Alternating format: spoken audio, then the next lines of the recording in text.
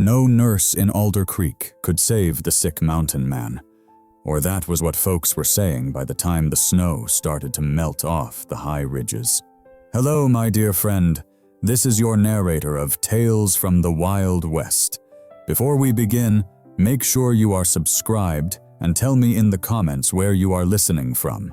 I am sending you a warm hug wherever you are tonight as we walk into this story together.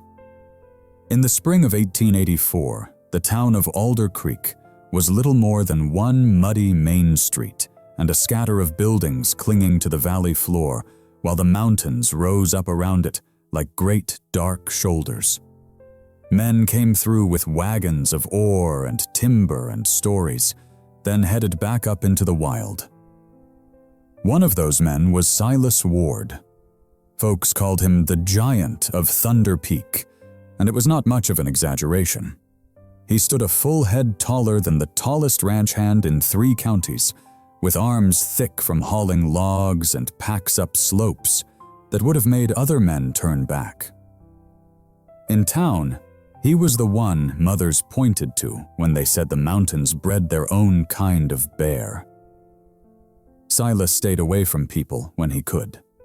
He liked trees better than talk, and the sound of wind better than the sound of a saloon. Twice a year he came down with mules loaded in furs and cured meat and pine knots for kindling, traded quick, nodded once, then vanished back into the timber. That pattern would have gone on forever, if not for the axe and the bad luck. Up there on Thunder Peak one cold afternoon, his axe glanced off a frozen knot, bit deep into his own thigh instead of the log, and that was the start of the trouble. He bound it as best he could and kept moving, because men like Silas were used to pain. But the mountains do not forgive carelessness, and neither does infection. By the time he got himself off the worst of the slope, the wound was hot and swollen and streaked angry red up toward his hip.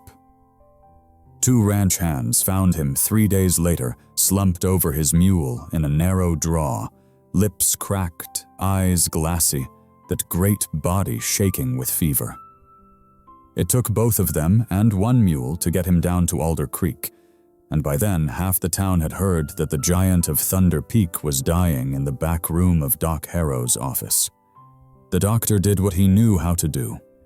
He cleaned the wound, cut away the worst of the ruined flesh, poured carbolic until the smell burned everyone's eyes.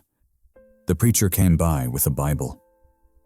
The 2 proper nurses Alder Creek had between them came in shifts at first, then less often, until finally one of them stood at the foot of the bed and shook her head.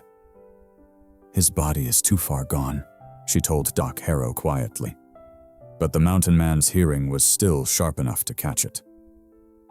"We can change his linens and cool his head, but no woman's hands are going to pull him back now." Word like that spreads fast in a small place. By the 2nd week, people said it like a fact, like the weather. No nurse could save the sick mountain man. He was too big, the fever too mean, the wound too deep. Men stopped coming by to ask. Women sent pies and bread but kept a little distance, as if whatever was eating him might jump like sparks. The only person in town no one asked was Ruthie Clark. Ruthie was 28 and barely 5 feet tall in her best Sunday boots. She worked at her mother's boarding house on the edge of town, carrying more plates and wood and water than anyone believed when they looked at her. She had soft brown hair, always pulled back in a no-nonsense knot, and a face people called plain when they remembered to notice it at all. In a town that admired big shoulders and quick tempers, she was the small, quiet thing that slipped in and out of rooms, made beds, scrubbed floors, and somehow never got seen. What most folks did not know, or had forgotten, was that Ruthie had already done a kind of impossible once. She had nursed 3 younger brothers through a scarlet fever spell back in Missouri when she was no more than 16, sitting up nights with rags and cool water and stubborn prayers, while the neighbor women shook their heads and said the little Clarks would surely be buried by Sunday. 2 boys had lived. 1 had not. The ache of that loss had never left her, but neither had the memory that patient hands and watchful eyes could sometimes tip the scales when doctors and nurses had given up. She heard about the mountain man, the way she heard everything in Alder Creek, through the talk that floated over plates and coffee cups. She heard, "No nurse can save him," and "too far gone," and "at least he won't suffer long." And every time the word settled in her chest like a stone. On a late windy afternoon, when the light was going thin and her mother had gone upstairs to rest, Ruthie stood very still in the empty dining room, wiping the same spot on the table over and over, and then set the cloth down. "If nobody else will sit with that man," she said to the quiet chairs, "then I will." She took a shawl, because the wind had teeth, and walked up the street toward Doc Harrow's office, a tiny woman in worn boots, heading for a door everybody else had decided led only one way. Doc Harrow's office sat above the livery, up one steep set of stairs that most people climbed only when they had no choice. Ruthie had carried trays there before, soup for a miner with bad lungs, coffee for a worried wife, but never for herself. The wooden sign creaked over her head as she went up. Her heart thudded in her chest, yet her small boots did not slow. Inside, the waiting room lamp burned low. Old newspapers lay folded on the table, the ink smudged by 100 nervous hands. From the back room came the harsh rasp of a man fighting for breath and the faint clink of glass on wood. Ruthie knocked once on the half-open door and stepped through before her courage could scatter. Doc Harrow looked up from a basin, sleeves rolled, gray hair sticking out in tired wisps. On the iron bed behind him lay the giant of Thunder Peak. Silas Ward seemed to overflow the frame, long legs cramped, shoulders tight against the rail. His skin had gone pale and waxy, his cheeks blotched with fever, each breath a short, shallow pull, heat rolling off him like a stove that would not shut down. "Ruthie Clark," the doctor said, surprised. "What are you doing here?" She laced her fingers together so he would not see them shake. "I heard you needed someone to sit with him," she said. "Folks at the boarding house say the nurses have done all they can." "What they mean is there is nothing more to be done," Doc Harrow answered, drying his hands on a thin towel. "We have cleaned and cut and poured carbolic till the whole town smells it. I can ease him some. I cannot turn this back. You do not need these sights in your head, girl." Ruthie stepped closer anyway. The room smelled of medicine and sweat, and under it a sour note she knew too well from her brother's sick room back in Missouri. The bandage at Silas's thigh was stained near the edges. The cloth under his head was barely damp, though his face burned bright. "With respect, Doc," she said softly, "I already carry worse sights than this. I came to ask if I may help."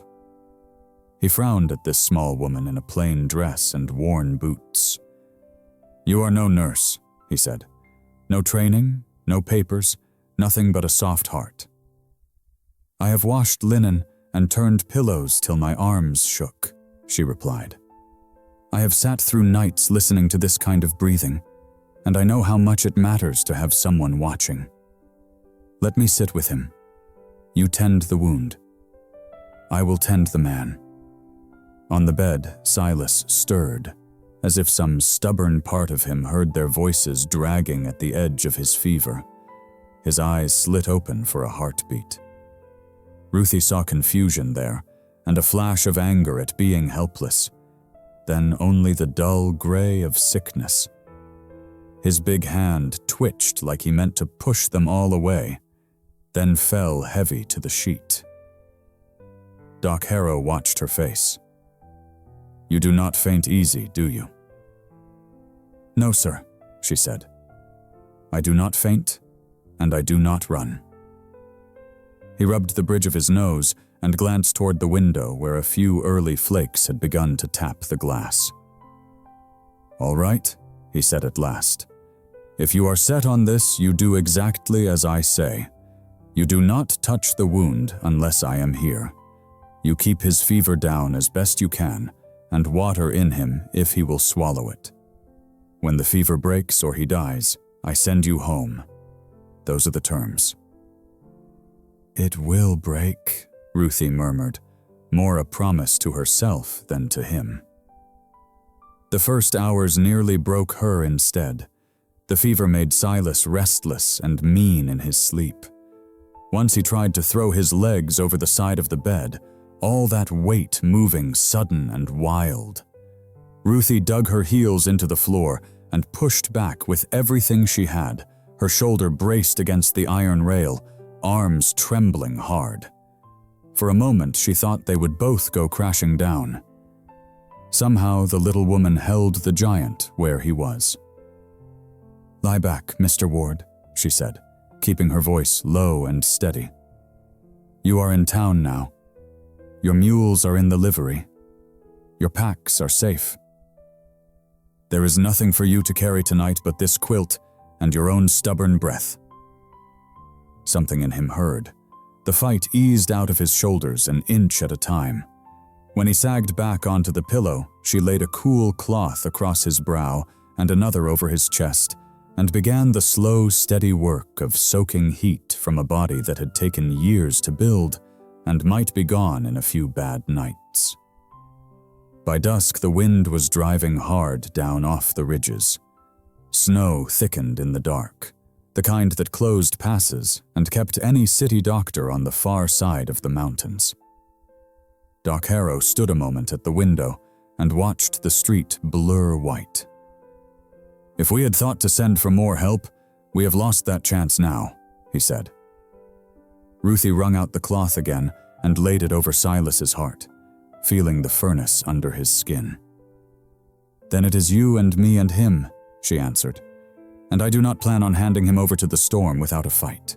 The first full night with the mountain man was long enough to feel like 3. Outside, the wind howled around the eaves and rattled the window in its frame.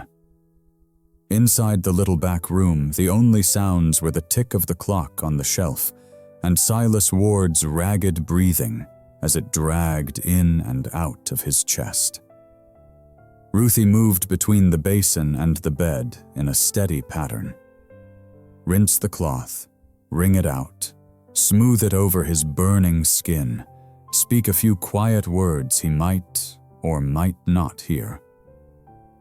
"Breathe with me, Mr. Ward," she would say, her small hand resting just below his collarbone. "In and out, like the wind up on your ridge. Slow now." Sometimes in his fever, he answered, not with sense, but with pieces of the life he had lived above the timber line. He muttered about a mule that had slipped on ice, about losing a good dog in a slide, about snow so deep it swallowed fence posts. Once he said a woman's name so soft, she almost missed it. "Ellie," he breathed. Then a broken sound followed, the kind a man makes when he is remembering something he has spent years trying to forget. Ruthie did not ask who Ellie was. She just refreshed the cloth and said, "Whoever she was, she would not want you giving up now." Near midnight, Doc Harrow came back in, shoulders sagging. He checked the wound, frowning at the angry look of the flesh. "Infection is climbing," he said under his breath. "I have done what I know to do." Ruthie looked at the red streaks creeping up the giant's thigh and remembered her mother's hands years before grinding roots and leaves in a bowl for the boy whose fever had finally broken. They had not had carbolic then. They had had old knowledge handed down in kitchens and over fence rails. "Doc," she said quietly, "you ever use plantain and comfrey on a wound like this?" He shot her a look. "I trained in St. Louis," he replied. I do not put my faith in garden poultices when a man's life hangs by a thread." "And yet here he is," she answered, as gently as she could. "After all your training, hanging. I am not saying replace your medicines, I am saying add something. My ma pulled infection out of my brother's leg with a poultice like that. If it does nothing, we are no worse. If it helps, he gets another sunrise." Doc Harrow hesitated. Pride and fatigue stood side by side in his eyes. Finally, he exhaled, long and slow. "You know the plants?" "Yes, sir," she said. "I have gathered them myself." "Then you go to Miss B's yard," he said. "She keeps a patch of every weed God ever made. Tell her I sent you. Bring back what you need and we will see if your Missouri witchcraft can do what St. Louis could not." The snow was still blowing hard when Ruthie wrapped her shawl tight and went back down those stairs, out into the biting dark. She was so small, the drifts came near her knees in places, but she kept going. One determined step after another, all the way to the little fenced yard behind Miss B's house. By lantern light, she dug among the sleeping stalks and found what she was looking for: broad, dried leaves and tough roots that still held medicine even in the cold. Her fingers went numb, but her heart stayed steady. When she came back, Doc Harrow watched as she ground the plants with a bit of hot water into a dark green paste. He helped her unwrap the bandage, and for a moment, both of them just looked at the damage. On any other man, it would have been ugly. On Silas Ward, it looked like a whole side of beef gone bad.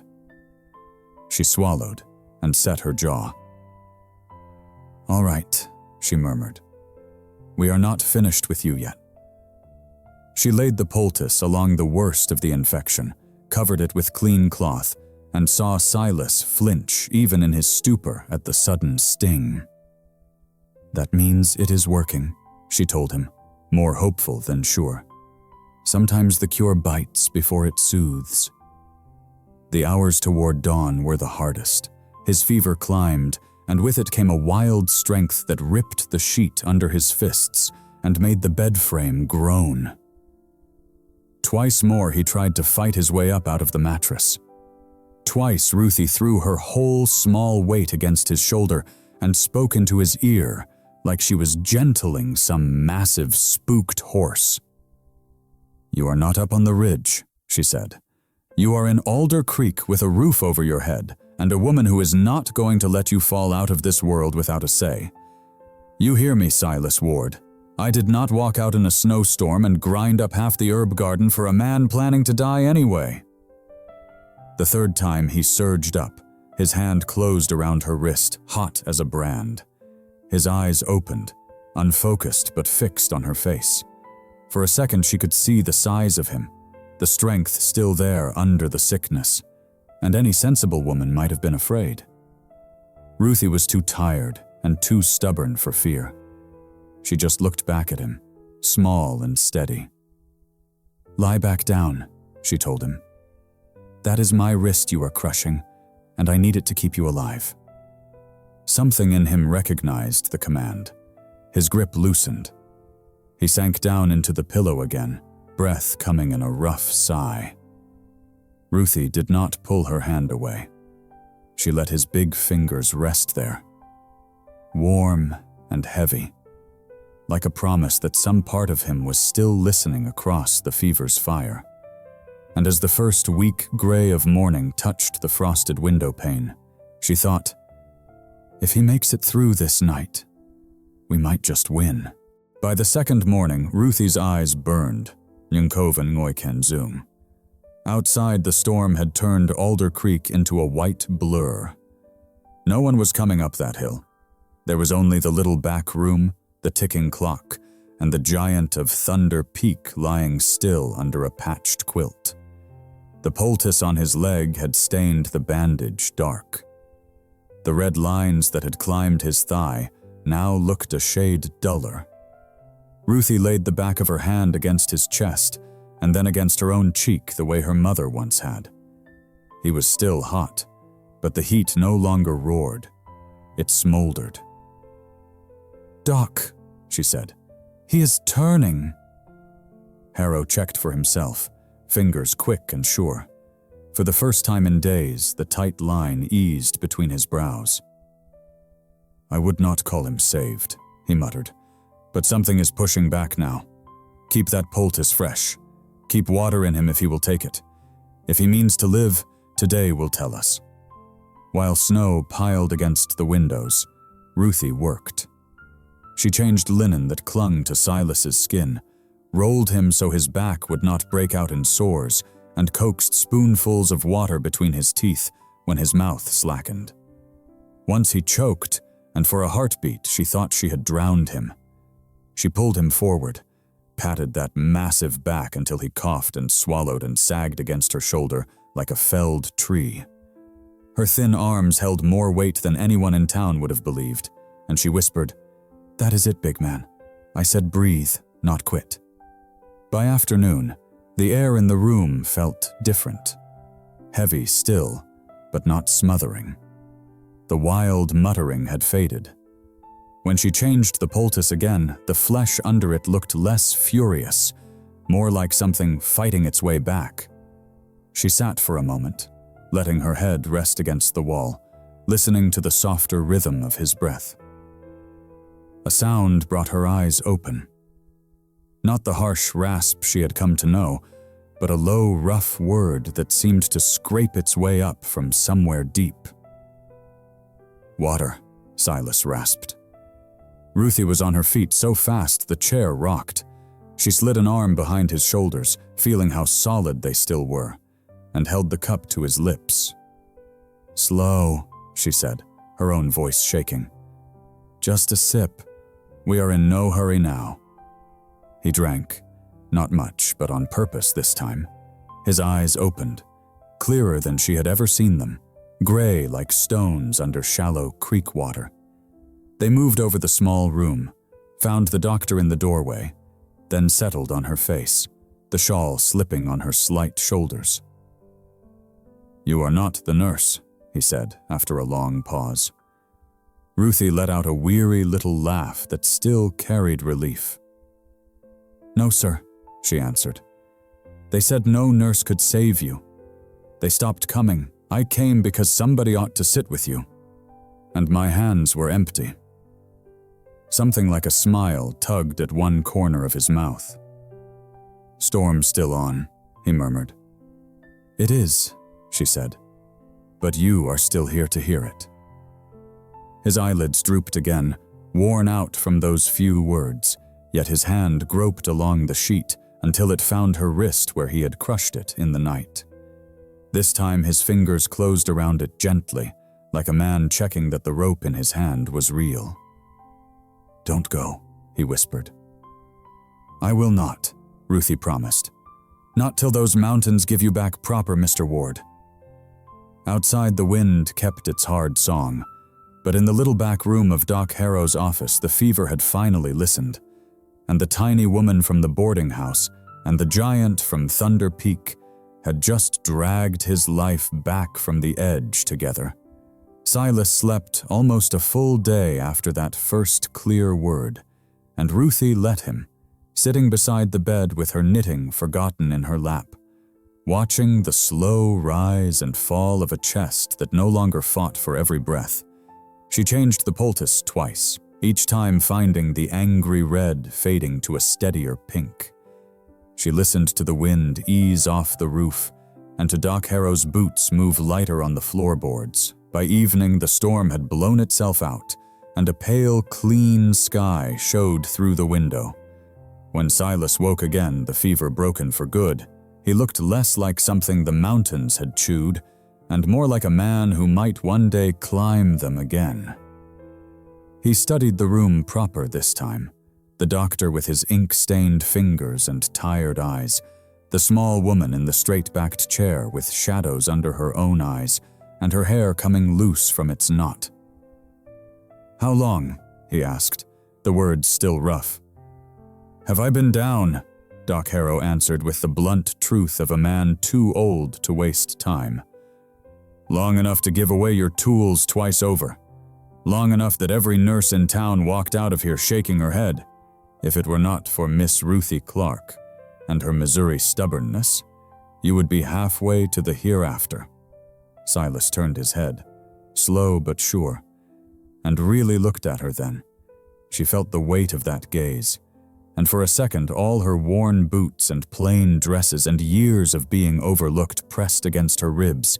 Then he said in that deep mountain voice turned hoarse, "You are the one who kept telling me to breathe."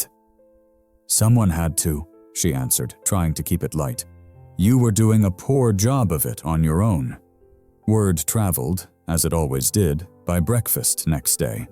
Alder Creek knew that the giant of Thunder Peak had lived when he was supposed to die, and that no nurse could claim the credit. Men leaned on hitch rails and said it was a good thing. Women in shawls whispered over wash lines that maybe Ruthie Clark was not as small as she looked. At the boarding house, her mother blinked hard when she walked in, took in the gray circles under her eyes, and the way she moved like someone who had fought a battle in a very small room. "You sat up with that man all those nights," she scolded softly. "You will wear yourself to a thread." Ruthie only smiled a little and poured coffee. "I would rather be worn out from saving a life than from carrying plates for men who do not remember my name," she said, and for once her mother did not have a quick answer. A week later, Silas stood for the first time, leaning heavy on Doc Harrow's solid oak cane, his leg still bound but healing, his frame thinned by fever but no less towering. He made his slow way to the front room, each step like the first careful steps of a colt, and found Ruthie there folding linens into neat stacks. "Doc says I owe my leg to his knife and my life to your weeds," he said. "That about right?" She looked up at him, this huge man filling the doorway.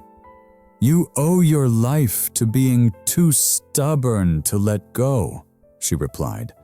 "The rest of us just helped your stubborn along." He watched her for a moment, this tiny woman who had held him in the dark while he raved and shook and tried to tear free. "When I was up there on Thunder Peak," he said, "I always figured if anything took me it would be a slide or a storm, something big. I never pictured being hauled back by a girl who has to stand on tiptoe to reach my shoulder." Ruthie felt a flush rise, but his tone held no mockery, only a kind of wonder. "Well," she said quietly, "the good Lord made you tall, and he made me small. Maybe that is so I can sit where the big folks forget to look and slip in when it matters." Spring came down the ridges slow, as it always did. First as wet patches in the snow, then as new grass along the creek behind the livery. When Silas was strong enough to saddle a horse, he came to the boarding house door instead of straight to the freight office like he used to. Ruthie answered with an apron full of clothespins and her hair flying a little in the breeze. He took off his hat, a habit he seemed to have reserved for her.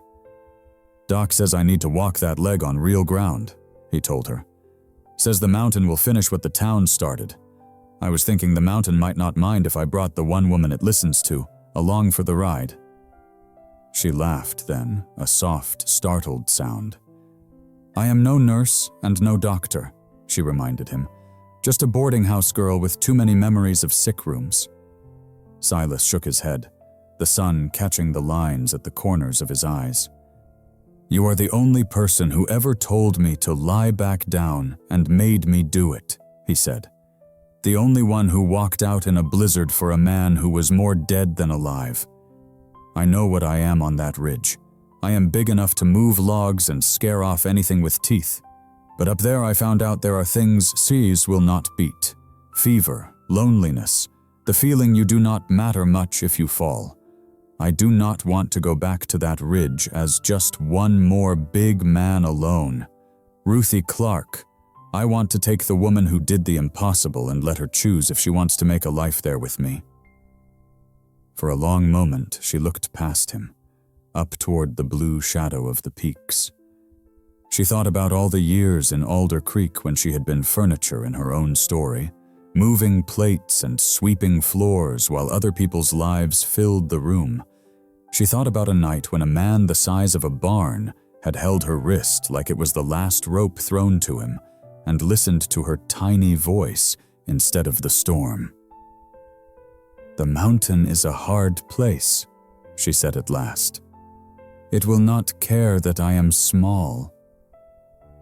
"No," he agreed, "but I do, and I have seen what those small hands can do when a life hangs crooked. I would like to see what they can do when they are building something from the start." Her throat tightened, not from fear, but from the sudden ache of hope. "You are asking me to be more than the woman who saved you," she whispered. "You are asking me to be the woman who stands beside you."